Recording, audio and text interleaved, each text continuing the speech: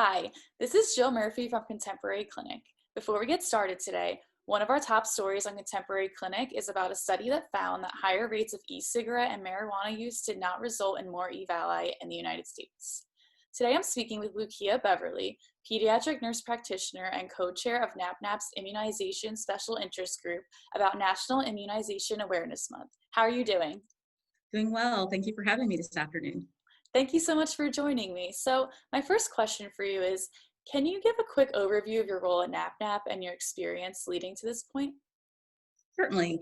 I have been a pediatric nurse practitioner for almost 20 years. Actually, I think this year actually does mark 20 years. I've been the co-chair of the Immunization Special Interest Group since July, but involved in NAPNAP off and on throughout my career. I am the co-chair along with our chair, Dana Deshawn, and our secretary, Christina Swiner, and we have a host of diverse pediatric professionals within our special interest group. And with your position and your experience overall, how have you seen immunizations and the stigma associated with them change throughout recent years? I really think it's changed a lot in recent years. I think at the beginning of my career, I don't know if it's because I was less aware or because I just certainly, I think with the increase in technology, we've seen kind of an onslaught. That we've certainly widened the net for information. I think that social media and technology, especially the internet, is very, very important. But I think with that, we certainly have widened the net for misinformation or even disinformation to kind of be placed out there for our communities. And with that, I think a stigma has been associated with immunization and not, factual or evidence-based information has been presented.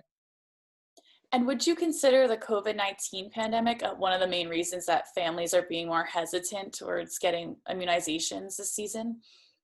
I do think it's one of the main reasons. There was a survey done by Orlando Health recently, which showed that two out of three parents were hesitant to take their children into their providers' offices because of the fear of the virus. And so that fear is certainly real. I think that families have certainly been plagued with just kind of just an onslaught of information regarding the virus. And so because we had to shut down for a period of time and then reopen, I think that is one of the reasons that families are not kind of reaching out for care at this time. But I'm encouraged because although we did see a decline, a pretty significant decline across all age groups for immunization rates in March and April, we're starting to see, although it's not pre-COVID-19 pandemic rates, we are starting to see an increase in those rates now. So that is encouraging. And with that information, what are some ways that healthcare professionals can engage families to maintain the CDC immunization schedule, specifically during COVID?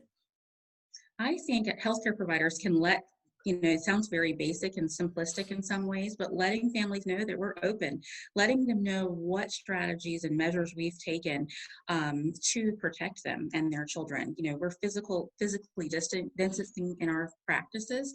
We're making sure that, maybe parents have to sit in the car, or families have to sit in the car, and then we're texting them or calling them to come back into the office when an exam room is readily available.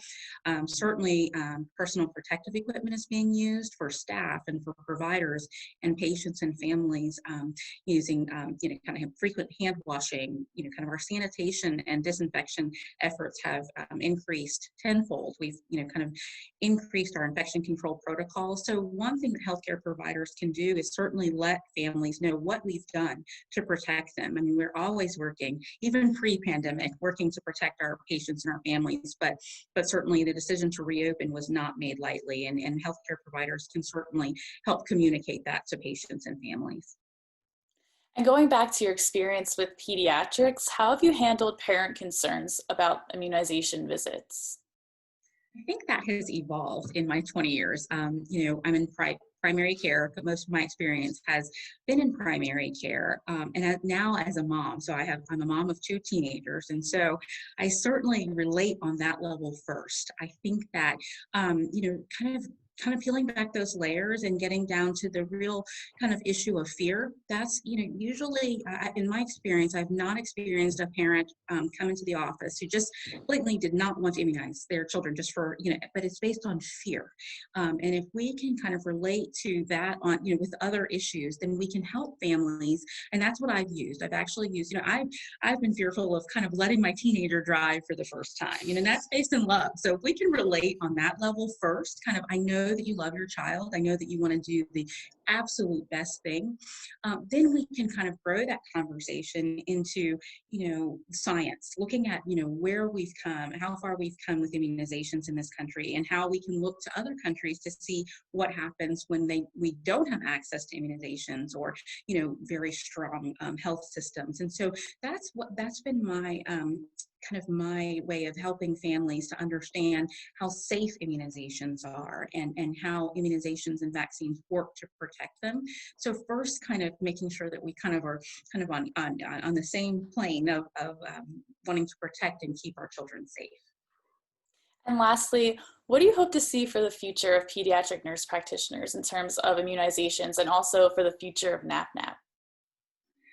Well, we have done wonderful things already as pediatric nurse practitioners in several states. I'm proud in the state of Virginia, we certainly have gained autonomous practice. But what I'd like to see for our profession, we certainly have leaders already, but I'd like to see more of us, and I probably am speaking more from personal experience. I've been a nurse practitioner for a lot of years, but I wasn't speaking out as much, using my voice outside of my practice. So I'd like to see a lot of, kind of our younger and even more seasoned, like myself, pediatric nurse practitioners, sitting on more boards, using our voices to shape policy.